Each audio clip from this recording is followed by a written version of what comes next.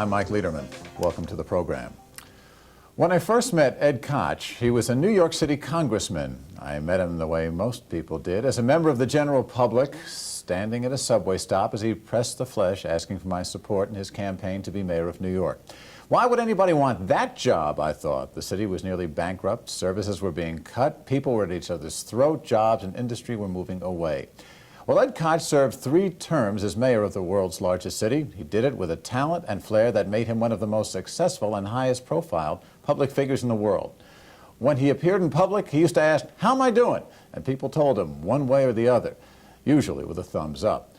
Koch did not win a 4th term. He was defeated in the primary by current Mayor David Dinkins. He's back practicing law as well as teaching, doing TV work, and speaking.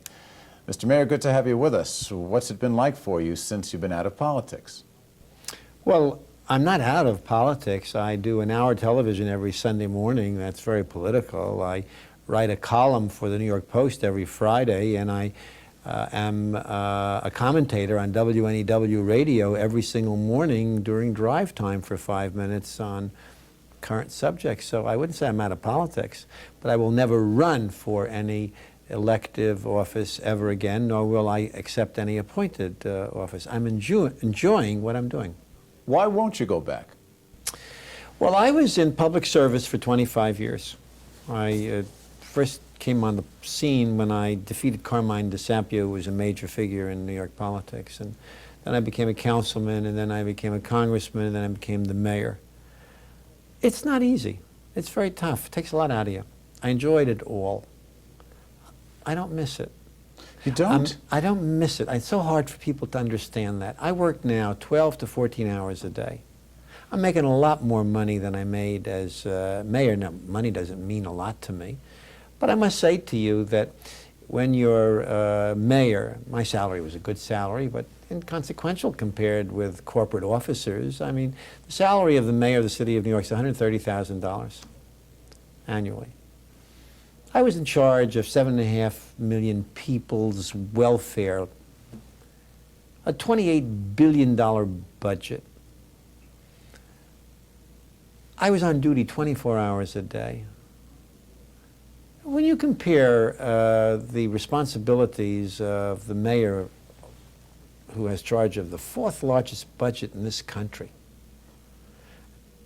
and the salary that he gets with a corporate officer, head of IBM, and IBM is peanuts compared to our budget, or Chrysler. I only mention that not because of the money, but because people don't realize what they demand of public officials. You are public property. You have no private life. Every reporter, columnist thinks that they can say the most outrageous things about you. And yet, didn't you know this going in? Oh, sure. And didn't you relish the fight? Oh, sure. And I did it for 25 years. It's enough already. Can you really say that that's enough already? Yeah, I can. I much prefer now, having been mayor for 12 years, congressman for 9, having been a victim in the sense of being the subject of the venom of the press. I'm now the press. I'm the critic. I'm no longer the victim. Who are you criticizing now? Well, it's just, I use that broadly. Sure. I mean, I'm now a commentator on the events that occur, and people, according to the New York Post, I don't want it to sound arrogant, 15,000 more people read the Post on Friday when my column appears than otherwise. So what do you see your role now as someone who is of the media? Is this your chance to get back at everybody? Oh, no. Firstly, I once said to a reporter who yelled down the hall, "Hold the elevator, Mayor." This was after I'd been defeated. "Hold the elevator."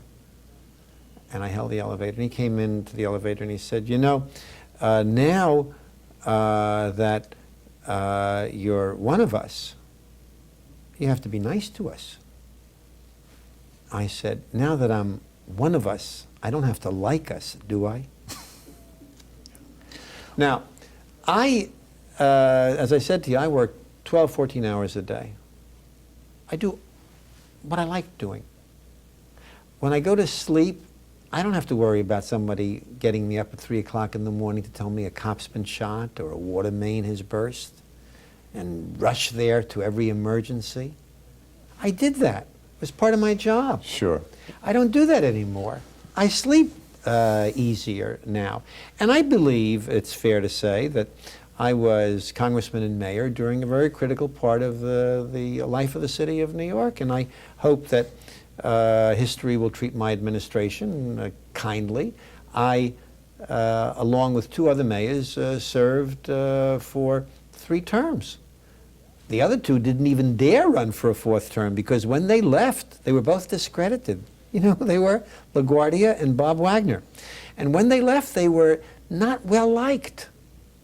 Fact is, Bob Wagner tried to come back 4 years later, and he was defeated ignominiously. It took 8 years for each of them to be sort of redeemed and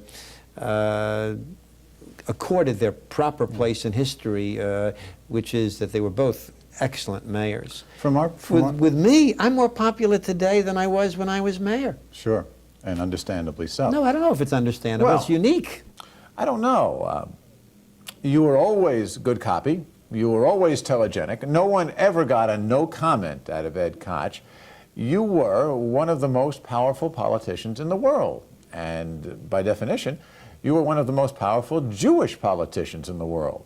I think I was the most visible, and again, not to be perceived as arrogant, most important American Jewish public official simply because I was the mayor of the city of New York. Okay. That's absolutely how true. did you see that role, that mantle, or maybe that anvil? I'll tell you how I saw it.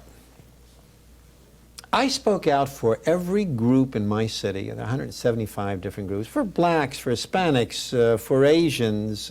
If there was a cause that I believed in, and they all had causes that I believed in, some that I didn't believe in, but each one of them had causes that I believed in, I would speak out in their defense, unlike anybody else that ever held my job, although every mayor has had his own foreign policy. But I, to a greater degree than anybody else, is what the press has said, and I think correctly.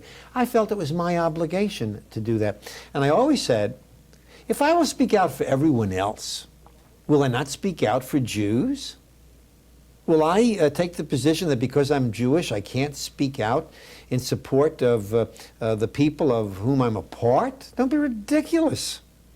And I was attacked for speaking out many times. Exactly, that's my point. For Israel, the state of Israel. I believe that the state of Israel is in great difficulty at this particular moment. It's important for Jews to speak out when it's unfairly attacked, and I criticize things that they do.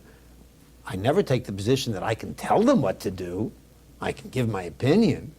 But they're the ones whose lives are on the line, so to speak, and they've come through 4 wars and lost, if you took the figure of 60 to 71, which would be the population spread between the United States and Israel, they have lost millions of people on the battlefield.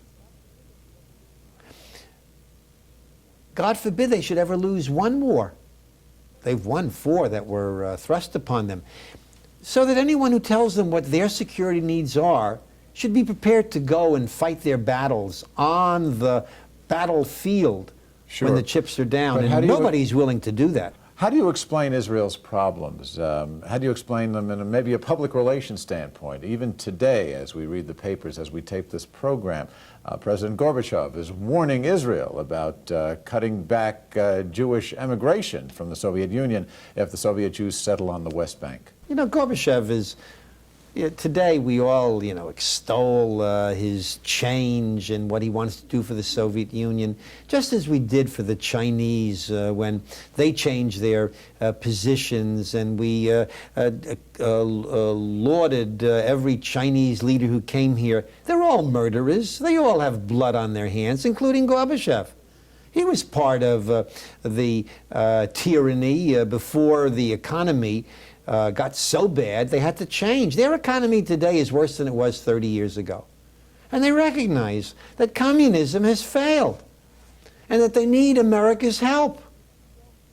And they have to change their system and make it a market one. So when Gorbachev, in response to Arab pressure, he says he's been visited by the Arab leaders, and he wants to respond to the Iraqi, the Iranians, the Egyptians, and he threatens Israel. Well, it's possible he'll carry out that threat, but if he does, there's something called Jackson-Vanik, which President Bush cannot change unilaterally. Only the Congress. I was there when we voted Jackson-Vanik. What is Jackson-Vanik? That the Soviet Union may not get most favored nation status or credits. They can't borrow money or finance through the Export-Import Bank the sales, which they desperately need unless they change their immigration policy, not just on and off because the president of the Soviet Union, Gorbachev, says, well, let the Jews out. No, no, no, that's not enough. They have to put into law a change which accords with their treaty obligation with the United Nations, which says that anyone, Jew, non-Jew, Muslim, Christian, is able to leave the Soviet Union without restraint. Now, if they decide that they will not do that, then the most important thing that they want of the United Nations, strike that, of the United States, which is MFN, most favored nation status, they won't get it. Now, I don't believe we should humble Gorbachev. I mean, that was the major part of their discussion yesterday with the reporters. Well, who won, who lost? The truth of the matter is they have lost. They have lost the Cold War. Thank God. I'm not interested in a hot war. And I don't think the Cold War served either one of our nations. But I want to tell you that had Reagan, had Bush, Carter before Reagan, if they had not stood up for a strong defense, the Russians wouldn't have been brought to the peace table as quickly as they have been brought. There wouldn't be liberty springing up throughout Eastern Europe and in the Soviet Union. So you got to give Carter, Reagan maximum, and Bush, as he continues the policies, credit for what's taking place in the Soviet Union and the end at the moment of communism. But I would not count on it any more than we should have counted on the Chinese. Up until Tiananmen Square, everybody said what wonderful people they are. And then they murdered thousands of their own people. But they made one mistake. They murdered them on television. Yeah. So the whole world saw it. So what's the bottom line? Is Israel in greater danger today than she was when she was actually at war with what's going on in the U.S. Congress? Senator Dole, feelings in the White House with Mr. Baker. There's no question about it. I think that Israel is in great danger now. It cannot go to the peace table unless it knows what the bottom line is of U.S. policy. At the bottom line today is the United States position is that there shall not be any changes in the 67 border except minor rectifications, and that Jerusalem is not part of the Jewish state. Fact is, Bush conveyed that yesterday, or whenever it is that he had that press conference with Gorbachev. That's not acceptable to Israel or to Jews who are American citizens. And if Israel has to go it alone, it'll go it alone. Realistically? It cannot. I'm talking about realistically. No, no, no. I am not kidding around here. The difference between what you call realistically and submitting to the American pressure of the American government is to commit suicide. If they go to the peace table and the American position is that the Arabs get back the entire West Bank and that Jerusalem is not part of the Jewish state, what's the sense in going to the peace table? Signing your own death warrant. Exactly. So what I'm saying is I hope it never comes to that, because fortunately the Congress has been very supportive of Israel, and I hope it continues that way. And Jews should not flinch. Jews in America, we are first-class citizens here.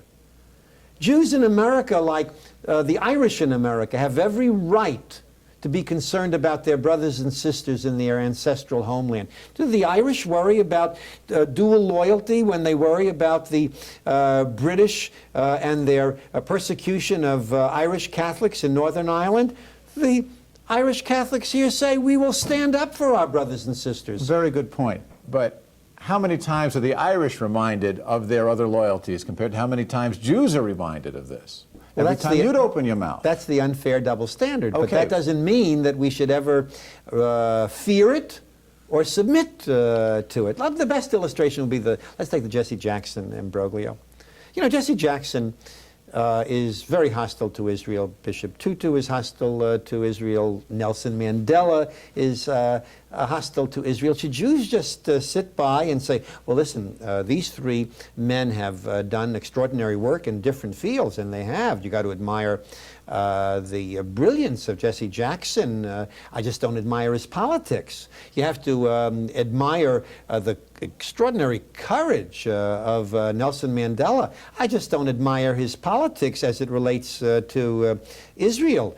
Bishop Tutu, he got a Nobel Peace Prize, but he also has been very hostile to Israel. In fact, I had dinner with him, and I wrote about this in one of my columns, where he said if the Jews in Israel are not supportive of his cause, then the Jews in South Africa will pay the price when Bishop Tutu's forces own the government. Yeah. He said that.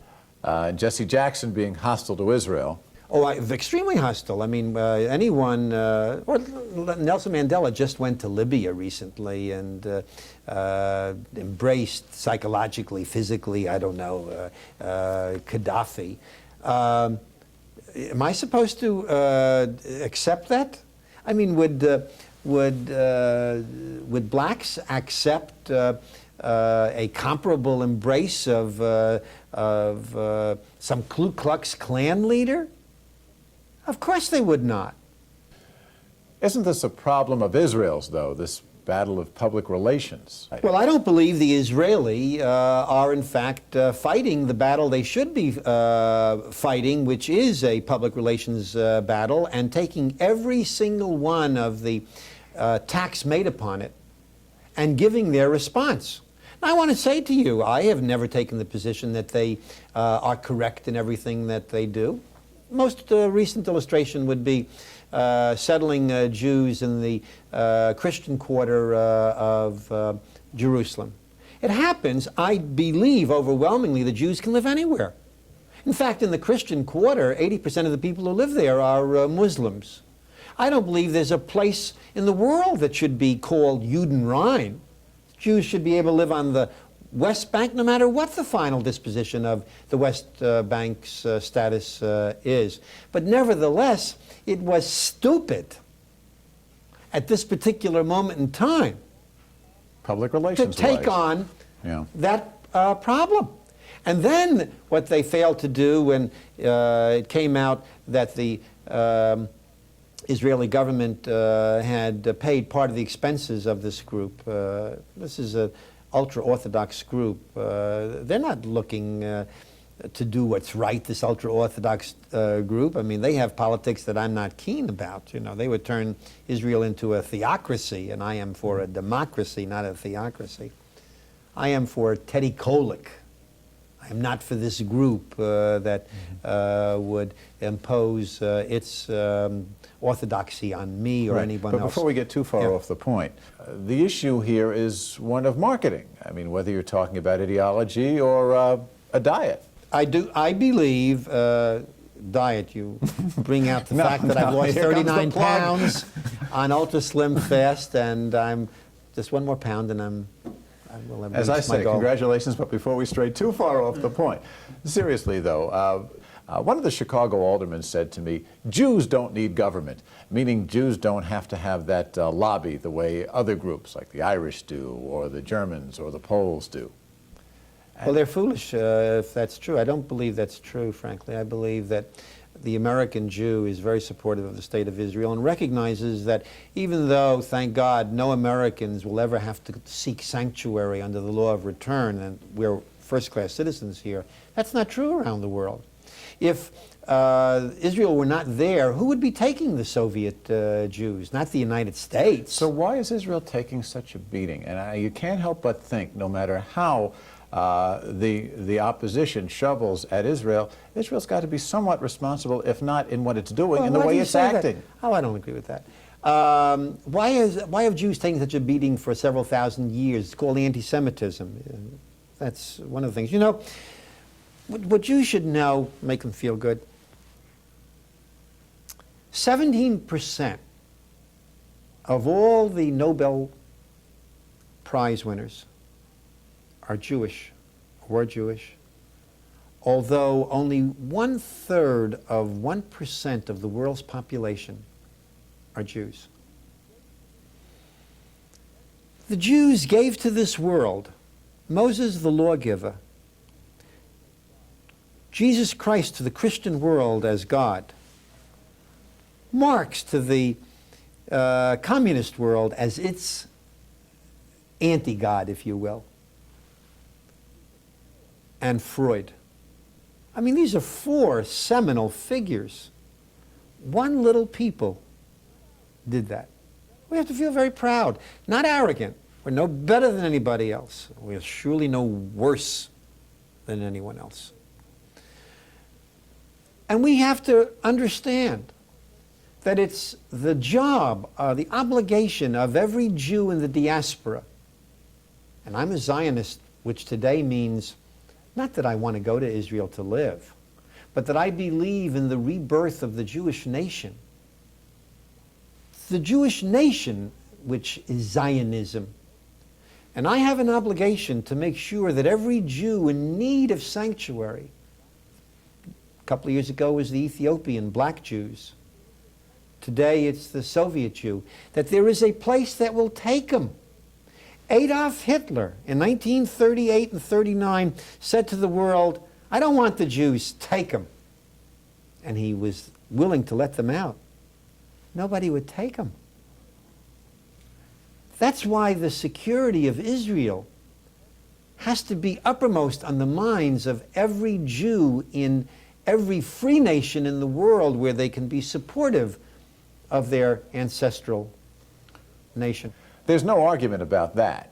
But isn't what we're talking about here a war of words, 30-second sound bites, TV shows and appearances, articles in the newspapers, the magazines, the periodicals? These films constantly, the same ones over and over again of Israeli soldiers firing at Arab Palestinians on the West Bank who are throwing rocks at them.